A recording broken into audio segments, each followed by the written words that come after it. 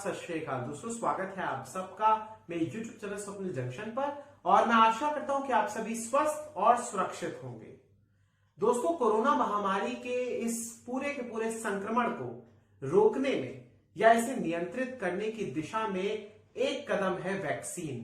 लेकिन जब तक तमाम लोगों को, समस्त देशवासियों को वैक्सीन का टीका नहीं लग जाता, तब तक इसे रोकने का एक बहुत ही कारगर उपाय है लॉकडाउन। और यह बात आप जानते हैं दोस्तों कि देश के कमोबेश हर राज्य में इस समय कड़े प्रतिबंधों को लागू किया गया है, कम से कम अगले 1 से 2 सप्ताह के लिए। और इसे आप तालाबंदी ही कहेंगे। भले ही राष्ट्रव्यापी स्तर पर देश में लॉकडाउन का ऐलान नहीं हुआ, फिर भी देश के कमोबेश तमाम सभी राज्यों ने लॉकडाउन का ऐलान अपने अपने राज्यों में और केंद्र शासित प्रदेश में कर रखा है। इस संक्रमण के चक्र को तोड़ने की दिशा में एक बहुत बड़ा कदम है लॉकडाउन। और लॉकडाउन का सबसे अहम और एकमात्र सिद्धांत यह है कि लोग अनुशासन में रहें, प्रशासन भी एक प्रकार से सचेत रहे। लेकिन आज की इस वीडियो में मैं आपको तमाम जो वीडियोस दिखाने वाला हूं, इसमें आपको कहीं ना कहीं प्रशासन नदारद दिखेगा। आपको इसमें जनता के भीतर अनुशासन नदारद दिखेगा। आपको यहां पर कहीं ना कहीं एक चीज जरूर दिखेगी, एक चीज तमाम वीडियोस में आपको कॉमन दिखेगी, और वो ये है कि किस प्रकार से ना तो प्रशासन ने ऐसी घटनाओं की या एक प्रकार से ऐसे समागम की या इस तमाम भीड़ जुटने की कवायद के दौरान ना तो प्रशासन ने कोई सुध ली और ना ही प्रशासन ने इन तमाम लोगों को वहां से हटाने की कोई कोशिश की। हालांकि बाद में औपचारिकता के तौर पर मैं आपको बताना चाहूंगा कि इनमें से कई मामलों में अज्ञात लोगों के खिलाफ केस भी दर्ज किया गया है, कई लोगों की गिरफ्तारी भी हुई है एक मामले में। लेकिन यह सब तब हुआ जब वहां पर भीड़ जुट चुकी थी। अब आप कल्पना कीजिए दोस्तों कि भले ही इस समय देश का ध्यान एक प्रकार से रखा जा रहा है या किया जा रहा है बड़े बड़े महानगरों की तरफ, दिल्ली, मुंबई, बेंगलुरु, चेन्नई, कोलकाता, इन शहरों की तरफ, लेकिन ये जो तमाम मैं आपको वीडियोस दिखाने वाला हूं, ये हमारे देश के इनमें से जो आधे से ज्यादा वीडियोस आज मैं आपको दिखाऊंगा वो हमारे देश के ग्रामीण क्षेत्रों के हैं। और एक बात याद रखिएगा कि जब से उत्तर प्रदेश के भीतर पंचायत के चुनाव हुए हैं, उसके बाद से यह संक्रमण राज्य के गांव गांव तक पहुंचा है। सिमिलरली ऐसा ही देश के अनेकों राज्यों में हुआ है, चाहे विधानसभा के राज्य हो वहां से हो, या फिर कुंभ का जब आयोजन किया गया तो उसके बाद से जब वहां पर श्रद्धालु दर्शन करके और कुंभ में स्नान करने के बाद जब वो अपने अपने राज्यों की तरफ लौटे, तो वो भी कहीं ना कहीं संक्रमण को अपने अपने शहरों में, अपने अपने गांव में लेकर आए हैं। एक बड़ी संख्या है ऐसी। और ऐसे में ऐसे भीड़ का जुटना क्या हमारी उस लड़ाई को कमजोर नहीं करता? क्या इन लोगों को आप देश के साथ खिलवाड़ करने का अधिकार दे देंगे? मैं सिर्फ आपके सामने अपने व्यूज नहीं रखना चाहता, मैं सिर्फ आपके सामने ये बात नहीं कह रहा, बल्कि ये बात तो इन लोगों को खुद भी सोचनी चाहिए कि अगर ये इस प्रकार की भीड़ में जाएंगे और कोरोना की गाइडलाइंस का इस प्रकार से धज्जियां उड़ाएंगे, तो फिर ये अपनी सेहत के साथ भी खिलवाड़ कर रहे हैं और साथ ही साथ अपने प्रियजनों और अपने परिवारजनों के साथ भी बहुत बड़ा खिलवाड़ कर रहे हैं, क्योंकि इनके घरों में बच्चे भी होंगे, बुजुर्ग भी होंगे और ये खुद भी युवा है। और इस दूसरी लहर में कोरोना का संक्रमण, यकीन मानिए कि कोई भेदभाव नहीं कर रहा, फिर भी ऐसी भीड़ जुटती है।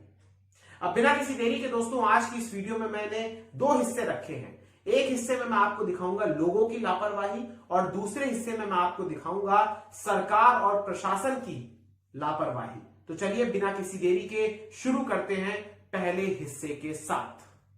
दोस्तों, इस समय जो आप अपनी स्क्रीन पर ये वीडियो देख रहे हैं, दरअसल ये ओडिशा के गंजम जिले का है। और यहां के गांव में मंदिर स्थापना के अवसर पर यह कलश यात्रा निकाली गई। इसमें आप देख सकते हैं कि पवित्र जल से भरे हुए कलश को महिलाएं सिर पर रखकर यात्रा निकाल रही हैं। लेकिन एक बात यहां पर देखने की जरूरत है दोस्तों कि किस प्रकार से कोरोना के प्रोटोकॉल्स का कोविड की गाइडलाइंस का किस प्रकार से यहां पर मजाक उड़ाया जा रहा है। ना तो यहां पर किसी के चेहरे पर मास्क आपको दिखेगा और ना ही आपको दिखेगी 2 गज की दूरी, वो तो यहां पर आपको तनिक भी बिल्कुल नहीं दिखेगी। भले ही हो सकता है इक्का दुक्का किसी के चेहरे पर आपको मास्क दिख जाए। इसके अलावा दोस्तों अब मैं आपको लेकर चलना चाहूंगा ओडिशा से उत्तर प्रदेश, और उत्तर प्रदेश के बदायूं जिले की ये वीडियो अब आप अपनी स्क्रीन पर देख रहे हैं। यहां पर दोस्तों दरअसल जिला काजी का दर्जा रखने वाले हजरत अब्दुल हमीद मोहम्मद सालिमुल कादरी, इनका रविवार को निधन हो गया और इनके जनाजे में लाखों लोग इकट्ठा हुए। और ये बदायूं जिले की घटना है दोस्तों, और यहां पर भी आपको किसी भी रूप में प्रशासन नहीं दिखेगा। यहां पर भी आपको किसी भी रूप में पुलिस प्रशासन नहीं दिखेगा जो कि यहां पर कानून को एक प्रकार से लागू कराए, या फिर इतनी बड़ी संख्या में जो भीड़ यहां पर इकट्ठा हुई है इसे तितर बितर करे, नहीं दिखेगा आपको। और अब मैं आपको दोस्तों उत्तर प्रदेश से लेकर चलना चाहूंगा गुजरात, और गुजरात की ये वीडियो आप देखिए। दरअसल ये वीडियो है अहमदाबाद की, और इस समय आप अपनी स्क्रीन पर जिस वीडियो को देख रहे हैं, दरअसल यहां पर दोस्तों अहमदाबाद में एक साणंद नाम की एक जगह है, और वहां पर भी ये कलश यात्रा आप देख रहे हैं इस समय। इसमें एक बलिया देव नाम का एक मंदिर है, वहां पर ये महिलाएं जलाभिषेक करने जा रही हैं। यहां पर भी आपको किसी भी रूप में कोरोना नाम की महामारी का जिक्र तक नहीं मिलेगा। इन वीडियोस को देखकर आपको लगता होगा कि ये इस बरस की है ही नहीं, या ये 2020 से पहले की वीडियोस है, लेकिन मैं आपको बताना चाहूंगा ये इसी महीने की वीडियोस हैं। एक और वीडियो मैं आपको दिखाना चाहूंगा दोस्तों, और ये वीडियो दरअसल है गुजरात के ही कच्छ जिले की। अब गुजरात के कच्छ जिले की जो वीडियो आप अपनी स्क्रीन पर देख रहे हैं, यहां पर आप देखिए कि मांडवी इलाके में शुक्रवार यानी 7 मई की रात को मुस्लिम धर्मगुरु हजरत हाजी अहमद शाह बाबा बुखारी मुफ्ती का निधन हो गया, और उनके जनाजे में भी उमड़ी भीड़ आप देख सकते हैं कि किस प्रकार से सैलाब आया हुआ है।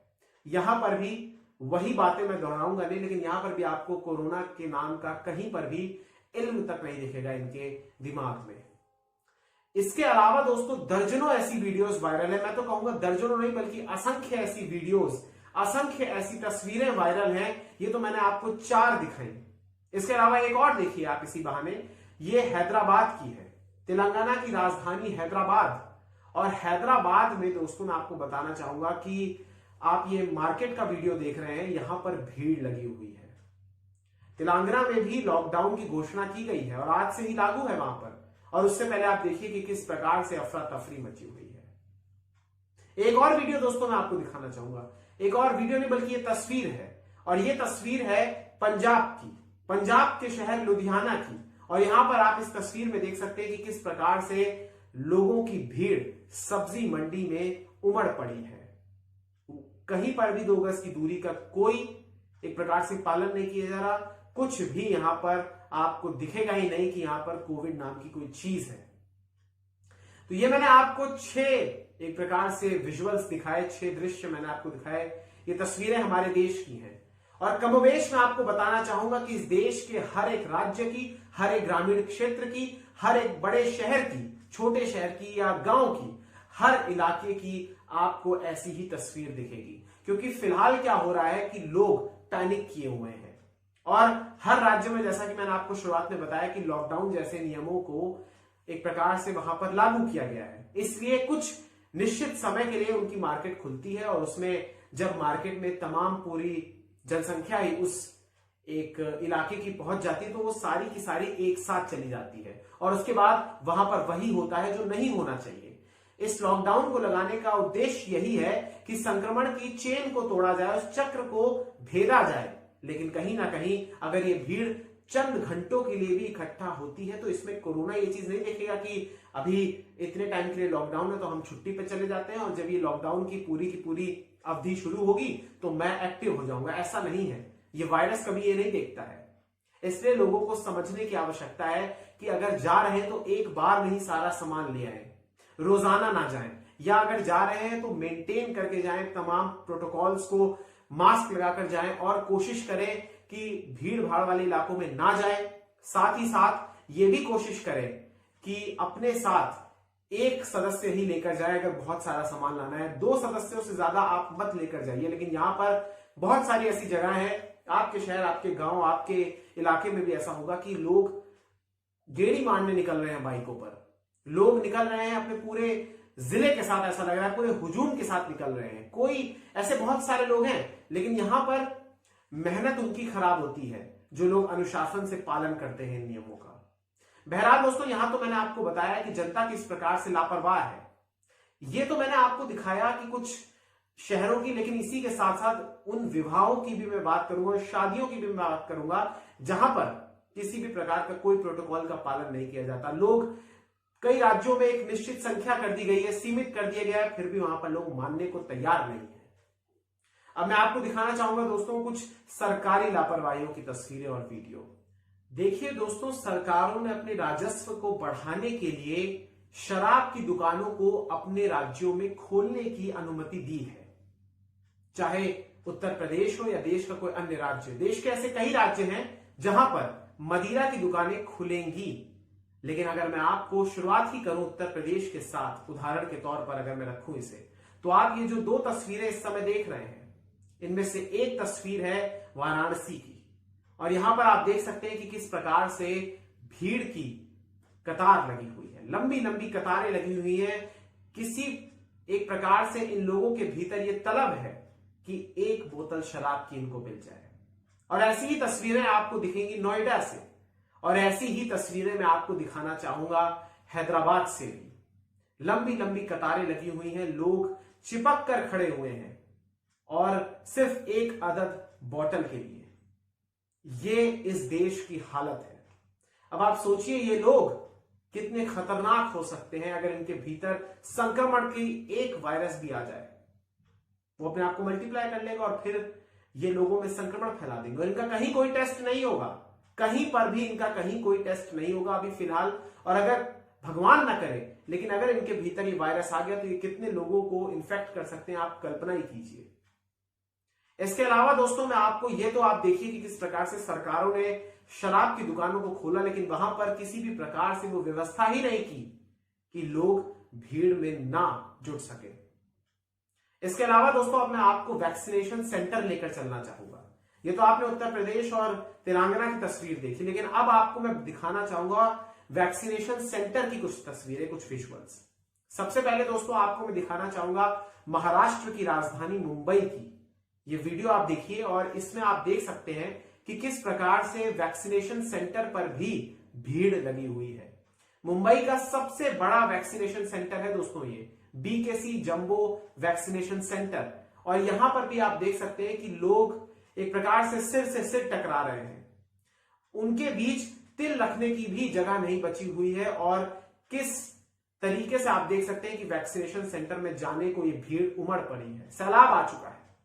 यहां पर प्रशासन की यह गलती है कि प्रशासन को वो तमाम उपाय करने चाहिए थे, वो तमाम नियम बनाने चाहिए थे, और तमाम इस बात को सुनिश्चित करना चाहिए था कि उनके यहां वैक्सीनेशन सेंटर पर अगर किसी को बुलाया जा रहा है तो उस समय पर्याप्त मात्रा में वहां पर वैक्सीन मौजूद हो। लेकिन जब वैक्सीन वहां पर मौजूद नहीं होती है, या वैक्सीन जितनी मौजूद है उसकी तुलना में भीड़ कई गुना ज्यादा आ जाती है, तो फिर वहां पर केओस होता है।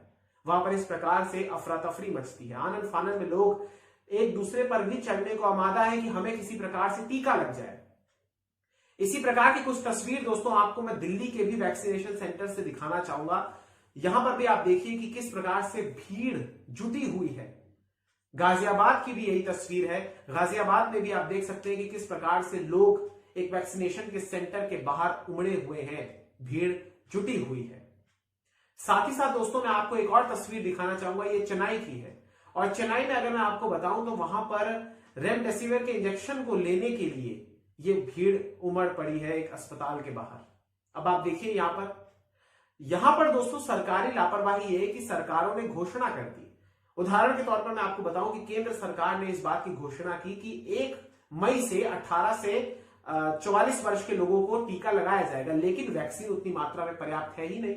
लिहाजा लोगों ने रजिस्ट्रेशन करा दिया। अगर उनको स्लॉट भी आ गया तो भी अगर वो केंद्रों में पहुंच रहे हैं तो वहां पर भी वैक्सीन नहीं मिल पा रही है। उसके बाद पूरी की पूरी स्थिति नाजुक हो जाती है।